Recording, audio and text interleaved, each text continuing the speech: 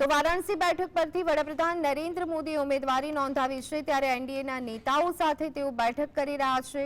તે દ્રશ્યો અત્યારે હાલ અમે આપને બતાવી રહ્યા છે। તો એકનાથ શિંદે સહિત અનેક કહી શકાય કે નેતાઓ ઉપસ્થિત રહ્યા છે, ત્યારે વડાપ્રધાન નરેન્દ્ર મોદીની આ બીજી બેઠક છે એનડીએ સાથે। મહત્વપૂર્ણ ચર્ચાઓ।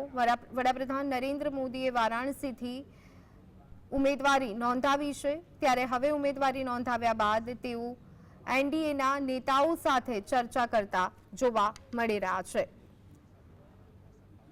અનેક દિગ્ગજ ગજાના નેતાઓ પણ જ્યારે વડાપ્રધાન નરેન્દ્ર મોદી આજે ઉમેદવારી નોંધાવી છે ત્યારે તેમની સાથે ઉપસ્થિત રહ્યા હતા, અને હવે જ્યારે ઉમેદવારી નોંધાવી દીધી છે ત્યારબાદ એનડીએના નેતાઓ સાથે વડાપ્રધાન નરેન્દ્ર મોદી ચર્ચા કરતા જોવા મળી રહ્યા છે। અમિત શાહ સાથે જેપી નડ્ડા, એકનાથ શિંદે સહિત અનેક નેતાઓ અત્યારે હાલ વડાપ્રધાન નરેન્દ્ર મોદી સાથે ઉપસ્થિત છે। 11 રાજ્યના મુખ્યમંત્રીઓ, યોગી સરકારના મંત્રીઓ સહિત અનેક લોકો વારાણસી પહોંચી ગયા છે। વડાપ્રધાન નરેન્દ્ર મોદીએ તેમની સાથે ચર્ચા કરી હતી અને ત્યારબાદ તેઓ ઝારખંડ જવા માટે રવાના થવાના છે।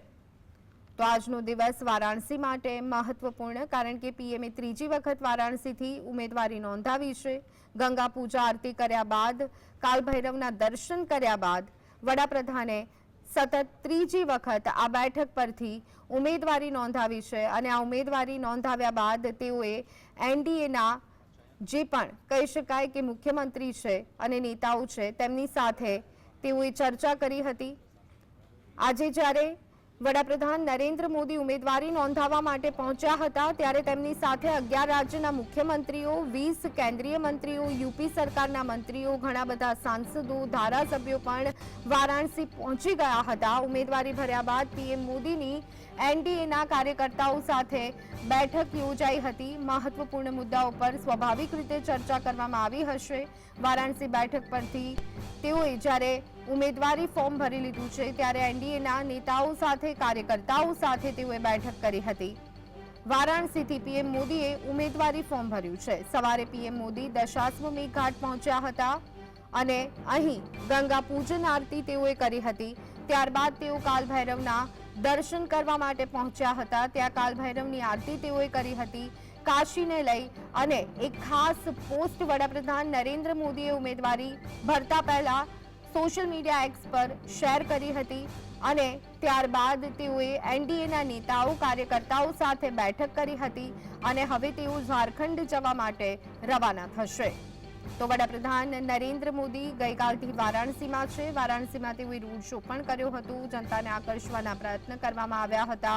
વર્ષ 2014માં આ બેઠક પરથી તેઓ ચૂંટણી લડ્યા, વર્ષ 2019માં તેઓ આ બેઠક પરથી ચૂંટણી લડ્યા, અને આજે ફરી એક વખત એટલે કે ત્રીજી વખત વર્ષ 2024ની લોકસભાની ચૂંટણીમાં પણ તેઓએ ઉમેદવારી જે છે તે વારાણસી બેઠક પરથી નોંધાવી છે, અને હવે તેઓ ઝારખંડ જવા માટે રવાના થવાના છે। નામાંકન વખતે કોણ કોણ હાજર રહ્યું તેની પર એક નજર નાખી દઈએ તો કેન્દ્રીય ગૃહમંત્રી અમિત શાહ ઉપસ્થિત રહ્યા હતા। રાજનાથસિંહ પણ તેમની સાથે ઉપસ્થિત રહ્યા હતા।